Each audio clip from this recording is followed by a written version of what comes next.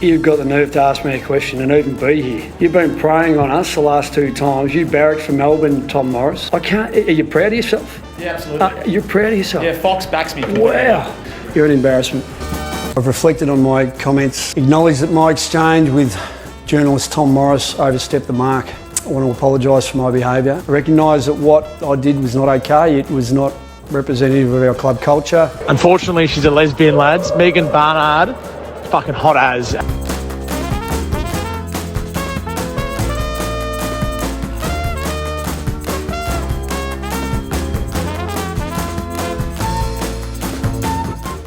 So, Fox Footy reporter, or now former Fox Footy reporter Tom Morris, is well in a bit of a pickle at the moment. So it all started last night, where after the Western Bulldogs West Melbourne clash, when the D's got up in the grand final rematch, Luke Beveridge sat down to have his post-game press conference. He got through a few questions fine, and then came to Tom Morris. Tom Morris asked a bit of a strange question about, is the players' availability being a mystery kind of ritual in the build-up to a game? And Luke Beveridge decided to disregard that question and basically go on a complete rant at him. Tom Morris earlier on in the week had written an article about how uncertain Lachie Hunter was to play in the Melbourne clash due to a lack of form. Well, Lachie Hunter was selected and then ended up being a late out. That's really all Tom Morris was asking. I don't think it was the most amazing question, but he's being a journalist. He's doing his job. And then, Luke Beveridge put that question aside and he wanted to focus on his article about Lachie Hunter earlier on the week and overall about how Tom Morris was preying on the Western Bulldogs,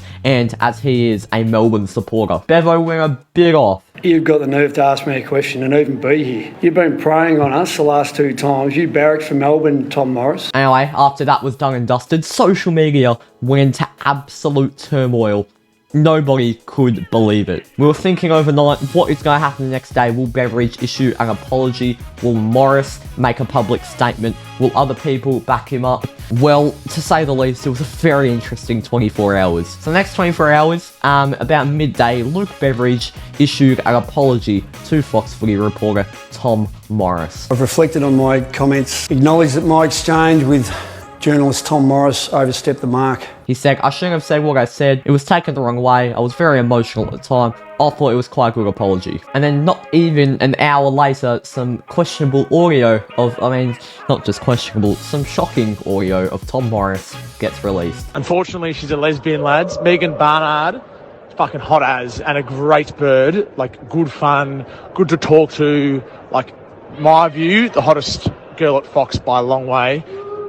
But, unfortunately, she's got a liquor license, and she's very, very good at it.